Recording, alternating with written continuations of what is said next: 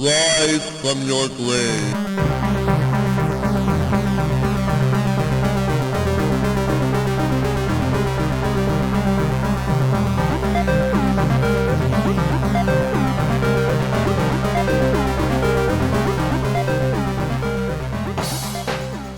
Have you ever been to a thrift store? Well, if you have, you've probably seen something just like this. What are they? Like, what are they? Like, I know what they are. Like, I understand their intended purpose. But what are they? Do thrift stores manufacture them in the same warehouse they manufacture Engelbert Humperdinck records? I don't think I've ever seen one in a box. Do they procreate? How would that work? There's always money in this licensed garbage. Impulse buys, whatever. Trick your grandma for Christmas. Oh, Billy, I heard you talking that you wanted the new Spider-Man game. I got it for you. Thanks, Grandma. I won't be showing up to your funeral. Now, I know, this is some of the best people have at home, and they don't really have the money to get consoles and stuff like that. I'm not trying to insult anyone here. So I'm not really looking into the value. My curiosity here is more of the technology and actually what is on these games. Like, what games are these? Like, I get a lot of them are just reissued licensed games from Namco and stuff like that, but what is this Power Rangers game? What is this Spider-Man game? Who made these? Where did they come from? What do you do on them? I'm really curious.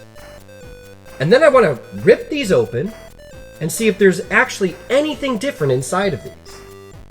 I would also like to know if there's anything usable inside of these. So, won't you join me? Let's take a look. Okay, yeah. So I don't know what throwing a boomerang has to do with The Last Airbender, but this does not surprise me. So I should mention that all these games were made by a company called Jakk Pacific. Jakk Pacific was founded by a man named Jack Friedman. He also founded two other companies. One is THQ and one is LJN. And if you remember anything about those companies, THQ might be different later on, but in its infancy, when Jack Friedman had the reins, they survived off of making tons of terrible licensed games. They also made toys and stuff like that. So it doesn't surprise me that this gameplay probably has nothing to do with The Last Airbender. And I would strap in because the rest of them are probably like this. And this game is terrible, so let's move on to the next one. Alright, let's just get through this one. The Power Rangers. So, one game. I don't really know what to expect. I don't care about the story either. I don't care about this. What the fuck is that thing? Since The Last Airbender was a boomerang game, I'm going to imagine this is going to be the Power Rangers doing grocery shopping. Oh, no. It's a side-scrolling beat-em-up. And... okay. Oh, yeah, that's an effective kick. I like that. Yeah, that's exactly what I would expect to happen if you're going to crawl around on the ground before you kick someone in the face. So, yeah. I don't even know what to say about this. I'd imagine this just repeats over and over until either you or the game dies. And I don't mean, like, your character in the game. I mean you. I just mean, like, this just continues until your body expires and someone has to come and dig a hole and throw you in it. So, how about some Scooby-Doo? Scooby-Doo and Shaggy in. I need to fuck you right now, Shaggy. You know, I didn't mention this about the other two, but the controls were actually fairly responsive. This is exceedingly sluggish, and there's a lot of latency. So, I don't know what the hell's going on if I have a broken one, but it doesn't really matter to me because I'm done playing this. Okay, so essentially I think they just kind of really used the same game over and over and changed a little bit of the functionality. They're all this like isometric view, and they all control terribly, and I hate them. And I'm gonna smash this thing when I'm done with it. Oh, and here we go. Activision Collection. I have no reverence for the Atari 2600, no nostalgia, no care for it at all. Atari games are just exceedingly boring to me.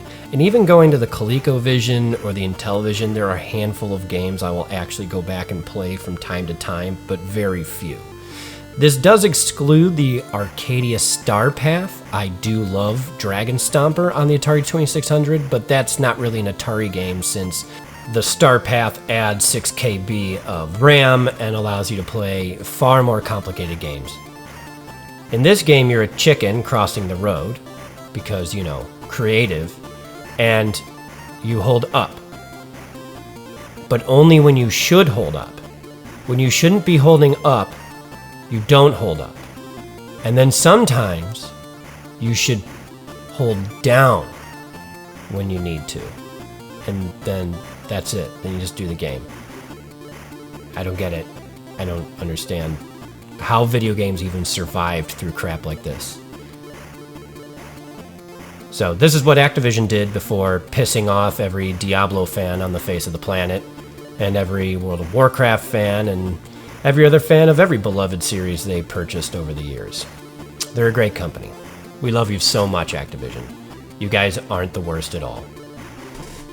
Okay, this is going to be the last one I go through. I'm going to go through these different games really quickly, so I don't really know what to expect from these. And, oh. Huh, it's like a little dungeon crawler. That's actually pretty creative. This game would have been awesome in 1994 or something. Look at that.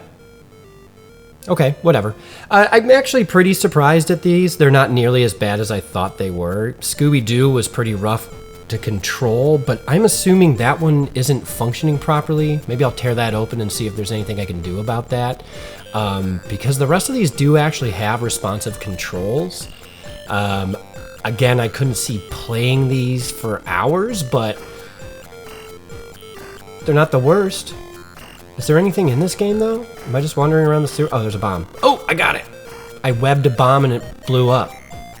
Shouldn't it be the opposite? Whatever. I'm not worried about it. I'll write the writers of this game later and tell them how little sense that made. Okay, and you got yourself a little side-scroller beat-em-up here. Not dissimilar, shockingly, from the Power Rangers one. I'm sure there's a reason for that. And you go around collecting bags of cash. You know, doing Spider-Man stuff. Beating people up and taking money. It's nothing horrible. It's nothing great. But playable, I guess. Played worse. Like this. I mean, essentially they just recycled the dungeon crawler and you shoot specific pictures. I guess I'm supposed to know when there's an enemy? Like, who's that guy at the bottom? Is he a bad guy? That could literally be his next door neighbor. I have no fucking idea. I mean, what about that guy at the bottom? Is he a bad guy? I don't know. What if that old lady's a serial killer? Who the hell knows? I mean, it could be Aunt May, sure. But it could also be an old lady who murders her husbands and makes it look like an accident and collects the insurance money. I don't know. You don't know. And I don't like the game forcing me to assume that she's just old and enfeebled and can't do things like that. So I shoot her anyways. Makes me feel better. And then you have Spider-Man, who seems to be stuck in his own web, playing Upside Down Missile Command. It's repetitive, boring, and difficult to control. And again, I'll probably be writing the writers of the game because Spider-Man would take more action than this. He wouldn't just hang off of a steel beam and try to catch projectiles all day. And finally, you have this game where instead of fighting Spider-Man directly, Venom walks between 3 windows and throws a bunch of bombs. You also have to fight off a bunch of street thugs because, you know, Venom hires people like that all the time to beat up Spider-Man instead of doing it himself. I should point out that this Spider-Man game is the only one I have that actually has 3 buttons. You have A and B, and then the spider-shaped button on the control stick. I did play it for far longer than I'd like to admit, so... there you go. That's all I'm showing you. They're all the same games. It doesn't matter. This game is stupid. My daughter, ladies and gentlemen. So brilliant, at such a young age. Okay. I am going to first recant my earlier comment that these are the Tiger electronic handhelds of their day. These are far better than Tiger handhelds. Tiger handhelds are more like a pocket calculator that serve no useful function. These are more along the lines of a free-to-play mobile game. Maybe slightly higher than that because they have no in-app purchases, no ads, and no spyware. So I think that's about all the praise they deserve. But it is praise to an extent. I will say I have played console Spider-Man games worse than this one. So most people would assume they're emulated somehow, but like, you know, for Pac-Man and stuff like that. But these are from the mid 2000s. So, you know, these days when you buy one of those cheap Game Boy looking things off of eBay, they run off of, you know, a Raspberry Pi or something like that, something that has the power to emulate older consoles. Back then, maybe you could have done that, but it wouldn't have been cheap enough to mass produce these things and have people buy them. So these are probably programmed specifically for these boards. I would imagine they used the SGP2 series microprocessor. Those are used a lot in this type of stuff.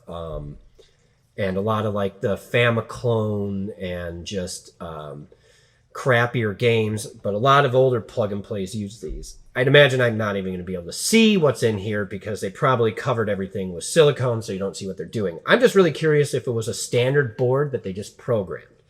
Now, I know that there are ones out there that are called Game Key, and you can add new games to them. I don't have one, so I don't know how that works if you actually just like load one in by USB or if there's like a SD card you put in, or at that point compact flash maybe, I don't know. But as far as these go, I just want to open one up, see what's in them. So let's pop a couple open and take a look. Okay, and super speed on. I'm just gonna pop this thing open really quickly, and I just need to see what goes on in here. And okay, what is this? What is this? Can't be. Is this blood? Is this blood? What am I looking at here? Oh God, it won't stop coming out. It won't go back together. It's just, oh my God. I won't go back together. Go back together, please. I can't fix it. I can't fix it. What the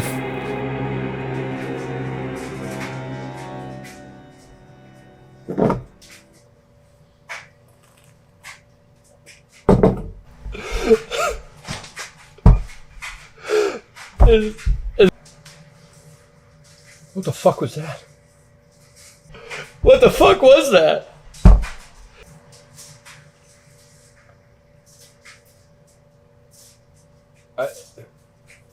Why was there so much fucking blood in there? What the fuck?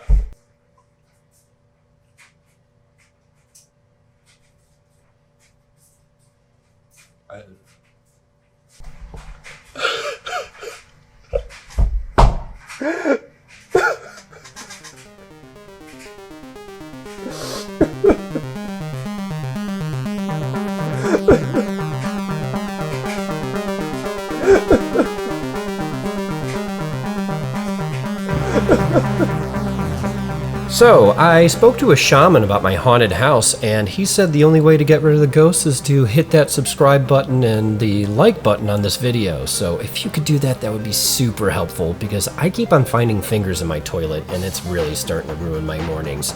Once again, thank you so much for watching. I have more videos in the pipeline. They're taking a little bit longer than I expected, so I threw this one together for you. So I hope you enjoyed watching it, because I enjoyed making it, and it also means I can get rid of these plug and plays that have been in my basement for about 3 years. So, thanks for stopping by, and I will see you next time on Electromancer Tech.